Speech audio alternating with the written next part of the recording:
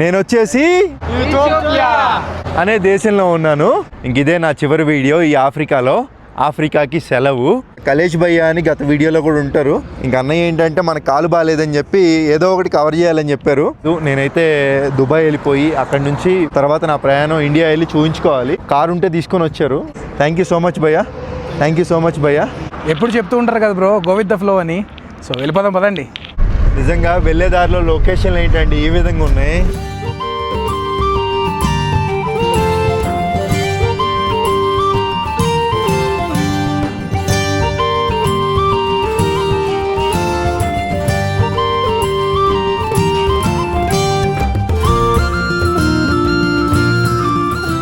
ఇప్పటికే ఇక్కడ చాలా వీడియోల్లో కాఫీ గురించి చెప్పాను.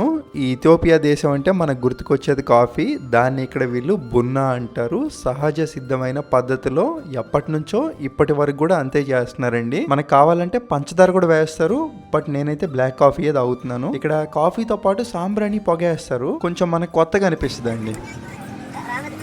ఎలా ఉంది బ్రో కాఫీ? చాలా బాగుంది. బిషోఫ్తు అనే ఊరు వచ్చామండి. పోయినసారి ఇక్కడ ఆల్రెడీ వచ్చాము. హరార్ లేక్ అని ఒకటి కవర్ చేసాము. అలాగే ఈ బిషోఫ్తులో చాలా లేక్లు ఉన్నాయి. అందులో ఫేమస్ లేక్ ఇంకొకటి ఈ బిషోఫ్తు లేక్ అండి. లొకేషన్లు అయితే నిజంగా అదిరిపోయినాయి చూడండి.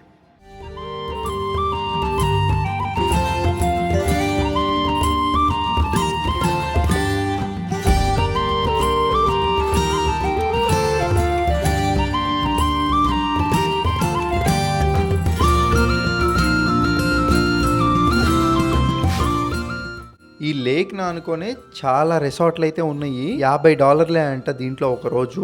అది కూడా సూట్ రూమ్ ఇస్తారంటండి. మన అనుకున్న వారితో లేదా మన ఫ్యామిలీతో వచ్చి మంచిగా ఒక రోజు గడపడానికి మంచి స్పాట్. స్విమ్మింగ్ పూల్ ఉంది, రిసార్ట్, మంచి లేక్ వ్యూ. ఒక 2 రోజులు అయితే మంచిగా ఎంజాయ్ చేసి అయితే వెళ్ళొచ్చు. నాకు ఇథియోపియాలో బాగా నచ్చింది ఇది ఒకటి. చాలా తక్కువ రేట్లో వచ్చి ఎంజాయ్ చేయొచ్చు. ఈరోజు జనవరి 18 అండి. ఈ జనవరి 18వ తారీఖు ఏంటంటే యాక్చువల్గా జనవరి 19వ తారీఖు ఈ మనం ఉన్న ఇథియోపియా దేశంలో టిమ్కెట్ అని ఒక పండుగ అయితే జరుపుకుంటారు ఇక్కడ ప్రజలు. దాన్ని ఇంగ్లీష్లో ఎపిఫనీ అంటారండి. ఆ పండుగలో భాగంగా వీళ్ళు ఏంటంటే ఇథియోపియా అనేది ఒక క్రిస్టియన్ దేశం అండి. వీళ్ళకి ఒక డిఫరెంట్ జాతర, మన సైడ్ జాతరలా ఇక్కడ ఒక జాతర ఉంటుంది. దాన్ని వీళ్ళు ఇక్కడ కటేరా అంటారు. ప్రతి సంవత్సరం జనవరి 18వ తారీఖు అయితే జరుపుకుంటారండి. మెయిన్ పండుగ వచ్చేసి జనవరి 19వ తారీఖు. దాన్ని టిమ్కెట్ పండుగ అంటారు. జనవరి 19వ తారీఖుకి ఒక రోజు ముందు ఇక్కడ కటేరా అని పండుగ జరుపుకుంటారు. అంటే ఎలా అంటే దూరం కనపడుతుంది కదా సిలువ, యేసు ప్రభు సిలువని వేసుకొని ఊరు మొత్తం ప్రార్థనలు చేసుకుంటా పాటలు పాడుతూ తిరుగుతూ ఉంటారు. ఇథియోపియాలోని ప్రతి ఒక్క గ్రామంలో అయితే చేసుకుంటారు. కానీ జనవరి 18వ తారీఖు తీసినప్పటికి కూడా వీడియో కొంచెం లేట్గానే రిలీజ్ అవుతుంది. కొన్ని అనివార్య కారణాల వల్ల అర్థం చేసుకోగలరు.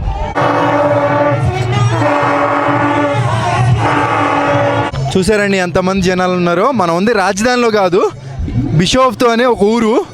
అక్కడ నుంచి 35 కిలోమీటర్లు. ఇప్పుడు ఇక్కడ నుంచి చూసుకుంటే వెళ్దాం జాతర మొత్తం కూడా. సింపుల్గా చెప్పాలంటే మన సైడ్ దేవుడు ఊరేగింపు ఎలాగో వీళ్ళంతా క్రిస్టియన్స్ కదా, ఇక్కడ సిలువను వేసుకొని ఆ విధంగా ఊరేగిస్తారు పవిత్రంగా. మొత్తం చూపిస్తాను ఇప్పుడు మీకు. వెళ్ళిపోదామా పదండి. అలాగే వీళ్ళు పవిత్రంగా తీసుకెళ్తున్నారు కదండి సిలువ. రోడ్డు మీద కాకుండా కార్పెట్ మీదే తీసుకెళ్తున్నారు. అసలు చాలా కష్టం కదా.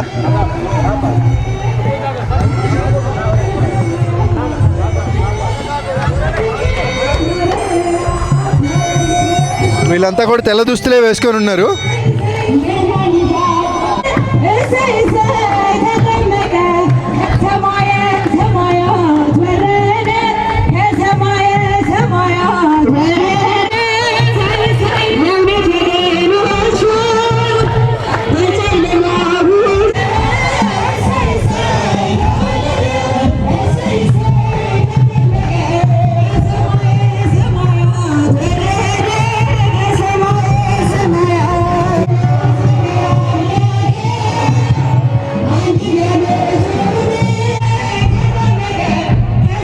ఇదిగోండి సిలువ.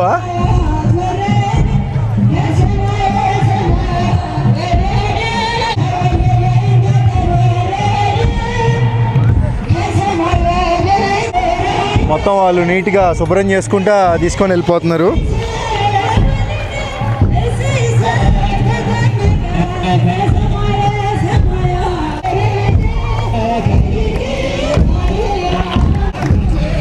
బాగుంది. అది మొత్తం కూడా అమ్హారిక్ భాష అండి, ఇక్కడ ఇథియోపియా భాష.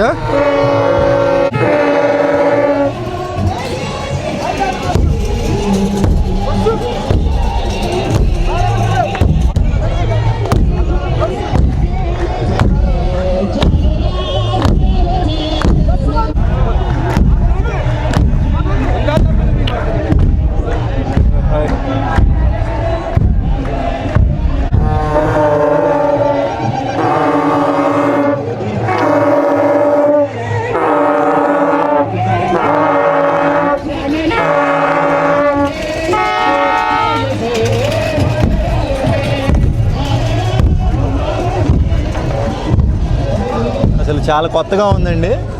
ఇట్లా క్రిస్టియన్స్లో నేను మొదటిసారి చూడడం, ఇట్లాగా మన సైడ్ ఊరేగింపులా చేయడం బాగుంది. ఇథియోపియాలోని ఆచారం. చాలామంది జనాలు.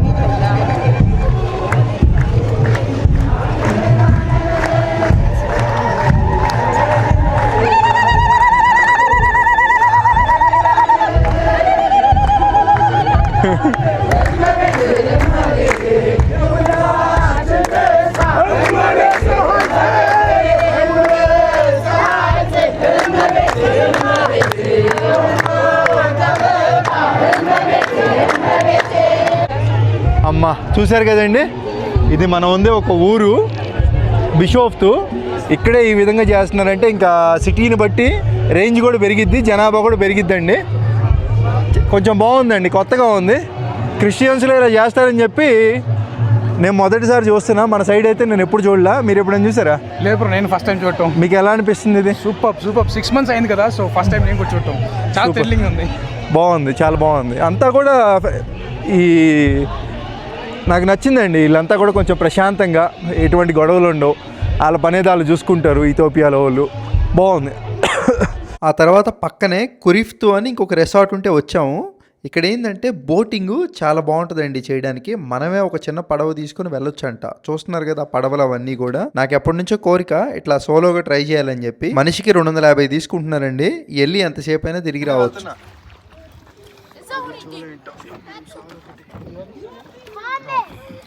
You don't know swimming. ఏం తెలియదు, వెళ్ళిపోదాం.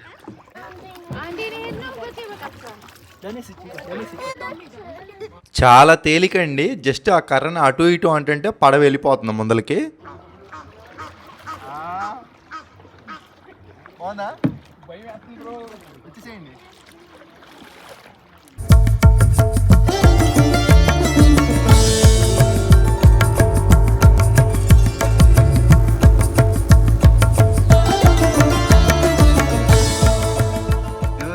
ఏమీ రాదు, అమేజింగ్ అంటున్నాడు. బాగా తోలేమంట. అబ్బో కాళ్ళు పట్టేసి కదా. బాగుంది ఎక్స్పీరియన్స్. పర్లా, 250 రూపాయలు అంటే వర్తే. మనకెక్కడ వస్తుంది. Okay bro, bye bye. పెద్దగా ఏం కవర్ చేయలేదు కానీ ఈ వీడియో ఎండ్ అవుతుంది. నేను క్షేమంగా దుబాయ్ వెళ్ళి నా ఆశ్రయం వెతుక్కున్న తర్వాత కాసేపు ఇక్కడ అడీస్ అబాబా, ఈ దేశ రాజధాని, నైట్ సిటీ వ్యూ అయితే చూద్దామండి.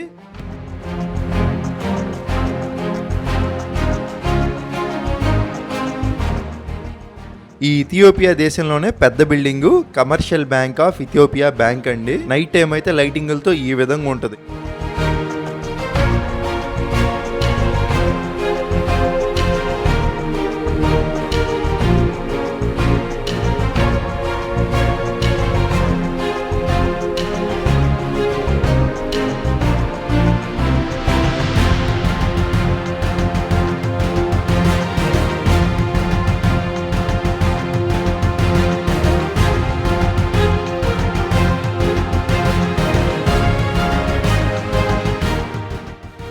ఇప్పుడు మనం చూసిన ఈ అభివృద్ధి మొత్తం కూడా అన్ని ప్రాంతాలకు కాదండి, కొన్ని ఏరియాల్లో మాత్రమే ఈ విధంగా ఉంటుంది. పెద్ద పెద్ద రెస్టారెంట్లకు వెళ్తే ఇట్లాంటి డ్యాన్స్ ప్రోగ్రాంలు అయితే ఉంటాయి. కల్చరల్కి సంబంధించి చాలా యాక్టివ్గా అయితే ఉంటారండి ఇథియోపియా దేశస్తులు.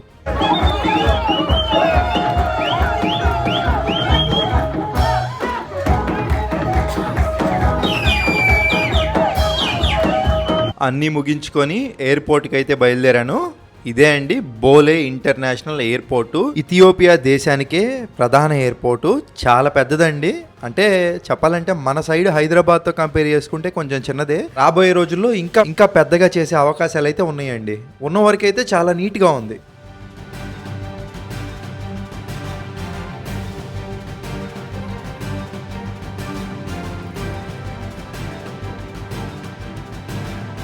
ఇంకా ప్రతి ఎయిర్పోర్ట్లో చూపించేదే. నా లగేజ్ వచ్చేసి చెక్ ఇన్ కౌంటర్లో ఇచ్చేస్తే నాకు బోర్డింగ్ పాస్ అయితే ఇచ్చారు. ఇమిగ్రేషన్లో ఎగ్జిట్ స్టాంప్ అయితే వేస్తారండి. ఎప్పుడైనా ఒక దేశం దాటి వెళ్తున్నాం అంటే కనుక మనకి పెద్ద క్వశ్చన్లు ఏమి అడగరు. వాళ్ళు స్టాంప్ వేసేసి పంపించేస్తారు. ఆ దేశం దాటి వెళ్తున్నాం. మళ్ళీ ఇప్పుడు నేను దుబాయ్ వెళ్తున్నా కదా, దుబాయ్ వీసా ఎలా అంటే కొంచెం రేట్ అయితే ఎక్కువే ఉందండి. దుబాయ్ వీసా నేను అట్లీస్ట్ అని ఒక యాప్ ఉంటే దాంట్లో అప్లై చేశాను. దాంట్లో ఏంటంటే ఫ్లైట్ టికెట్లు, హోటల్ బుకింగ్లు ఇట్లా ఏం అప్లోడ్ చేసే పని లేకుండా జస్ట్ నా పాస్పోర్ట్ సైజ్ ఫోటో దాంట్లో అప్లోడ్ చేసేస్తే వీసా 2-3 రోజుల్లో వచ్చేస్తుంది ఈజీగా. అందుకని చెప్పి దాంట్లో చేసుకున్నాను. నాకు 7,500 చిల్లర పడింది వీసా. అయితే 30 రోజులు వ్యాలిడిటీ ఇస్తారు. ఈ విధంగా ఉంటుందండి వీసా. సో ఆ వీసా అయితే అడిగారు నన్ను, ఇక్కడే అడిగారు మీ దగ్గర వీసా ఉందా అని. వీసా ఉందని చెప్తేనే బోర్డింగ్ పాస్ ఇచ్చారు. ఆ తర్వాత ఇంకా ఇమిగ్రేషన్ అయిపోయింది, వచ్చేసాం ఎయిర్పోర్ట్లోకి. ఇంకా దుబాయ్కి వచ్చేసి నాకు ఈ ఇథియోపియా నుంచి ఫ్లైట్ టికెట్ వచ్చేసి 25,000 రూపాయలు పడింది ఫ్లై దుబాయ్ అనేది. నేను ఒక వారం ముందలు చూశానండి. అప్పుడు నాకు 18,000 ఉంది ఇథియోపియన్ ఎయిర్లైన్స్లో. అదే ఇథియోపియన్ ఎయిర్లైన్స్లో నేను నిన్న చూస్తే 40,000 ఉంది అదే టికెట్. కాబట్టి ఏంటంటే మనకి ముందుగానే ప్లాన్ ఉండాలి. ముందే బుక్ చేసుకున్నాం అంటే తక్కువ రేటుకి వచ్చేస్తుంది. ఇంకా చేయగలిగింది ఏం లేక వేరే ఎయిర్లైన్ ఏం తక్కువ ఉందా అని చూస్తే ఫ్లై దుబాయ్ తక్కువ రేట్లో ఉంది, 25,000 రూపాయలు పడింది. సో ఇప్పుడు నేనేంటంటే దుబాయ్ వెళ్ళిపోయి దుబాయ్ ఇమిగ్రేషన్ దాటాలి ఫస్ట్. అక్కడ ఇమిగ్రేషన్ ఎలా ఉంది ఏంటి ఎక్స్పీరియన్స్. నేను పోయినసారి వెళ్ళినప్పుడు అబుదాబి ఎయిర్పోర్ట్కి వెళ్ళాను.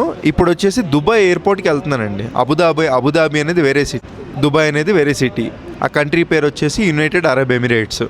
అలాగే ఇప్పుడు నేను దుబాయ్ వెళ్తున్నాం కదా, అక్కడ ఇమిగ్రేషన్ అదంతా చూద్దాం, ఎయిర్పోర్ట్ చూద్దాం. అక్కడ నుంచి మనం అవన్నీ చూసుకొని హోటల్కి వెళ్ళేంత వరకు ఉంటుంది. 4.5 గంటల ప్రయాణం అంటే అండి దోలు తీరిపోదు.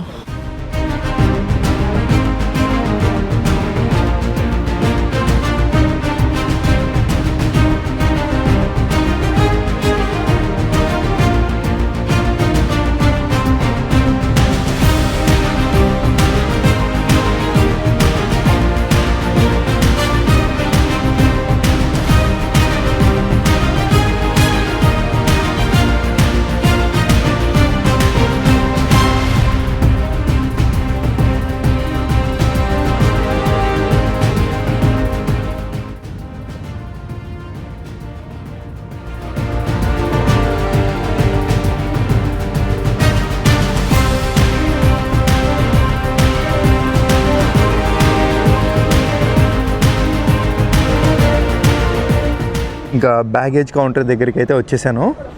ఇమిగ్రేషను ఎలా అయిందంటే అండి, నా ఫింగర్ ప్రింట్స్ ఏం తీసుకోవాలా. నేను పోయినసారి దుబాయ్ వచ్చినప్పుడు నా ఫింగర్ ప్రింట్స్, నా ఫేస్ మొత్తం స్కాన్ చేసుకున్నారు కదా. ఈసారి రాగానే ఇమిగ్రేషన్లో ఇక్కడ దుబాయ్లో నా ఫేస్ అలా స్కాన్ చేసుకుంది, గ్రీన్ లైట్ వెలిగిపోయింది. పాస్పోర్ట్లో అలా స్టాంప్ వేసి సిమ్ కార్డు కూడా ఒకటి ఇచ్చారండి. ఇది 10 GB డేటా వస్తుంది. దుబాయ్లో సిమ్ కార్డు కొనాలంటే చాలా రేట్ ఎక్కువ. మన బ్యాగ్ కూడా వచ్చేసింది. సో సిమ్ కార్డ్ అయితే ఒకటి ఇచ్చారు ఫ్రీగా. మంచి మూవ్ అని చెప్పుకోవచ్చు ఇది. అంటే టూరిజాన్ని బాగా డెవలప్ చేసుకుంటున్నారు ఇంకా. సో ఇంకా ఇప్పుడు ఏం చేయాలి ఇక్కడ నుంచి నేను? నా దగ్గర ఆల్రెడీ ఇంత ముందర దుబాయ్ వచ్చాను కాబట్టి కొంత దుబాయ్ కరెన్సీ అయితే ఉంది. అదే ఈ దుబాయ్ కరెన్సీని దిరమ్ అంటారు. ఈ దుబాయ్లో వాడే కరెన్సీని దిరమ్ అంటారు. సో ఆ దిరమ్స్ అయితే ఉన్నాయి నా దగ్గర. ఇంకా ఎక్కడికి వెళ్ళాలి? సిటీలోకి అయితే వెళ్ళిపోవాలి ఎయిర్పోర్ట్ నుంచి. సో ఇప్పుడు ఇక్కడ నుంచి మెట్రోకి వెళ్ళాలన్నా కానీ పెద్ద సావు అంట అండి. 1.5 కిలోమీటర్ నడుచుకుంటూ వెళ్ళాలంట.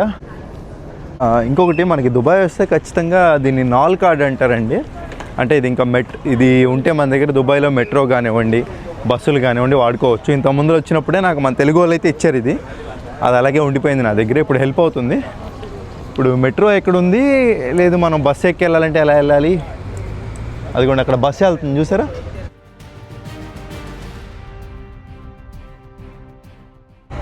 బస్సు అయితే వచ్చేసింది. ముందల నుంచి ఎక్కాలి. ఇప్పుడు ఇది వర్క్ అయితే అవ్వదు.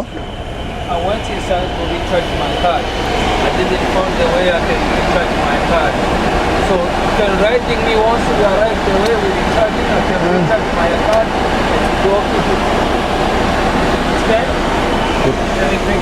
దుబాయ్లో ఎండలు ఎక్కువ కదా, ఇక్కడ మనకి బ్లాక్ కలర్ మొత్తం కూడా ఒక మ్యాట్ లాంటిది వేసారండి. మనం చూస్తున్నాం కానీ ఎండ అనేది మనమేం పడదు ఇది ఉండడం వల్ల.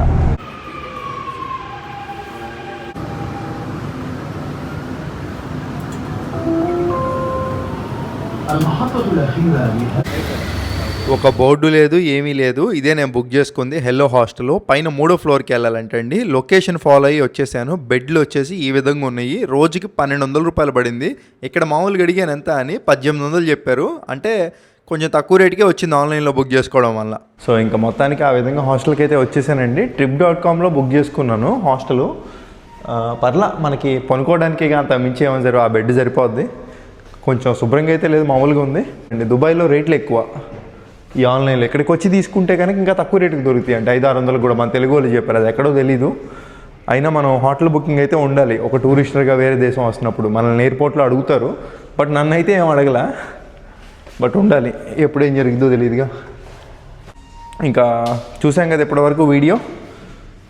సో నెక్స్ట్ వీడియో వచ్చేసి నా ఎలక్ట్రానిక్ షాపింగ్ ఉంటుందండి. ఏమేమి కొంటున్నాను ఏంటి అనేది మొత్తం వివరంగా చెప్తాను. ఐఫోన్ కూడా ఒకటి తీసుకుంటాను. సరే, ఇంకా మరి వీడియో నచ్చితే ఒక లైక్, కొత్త వాళ్ళు ఎవరైనా చూస్తుంటే సబ్స్క్రైబ్ చేసుకోండి. ఉంటాను, బాయ్ బాయ్.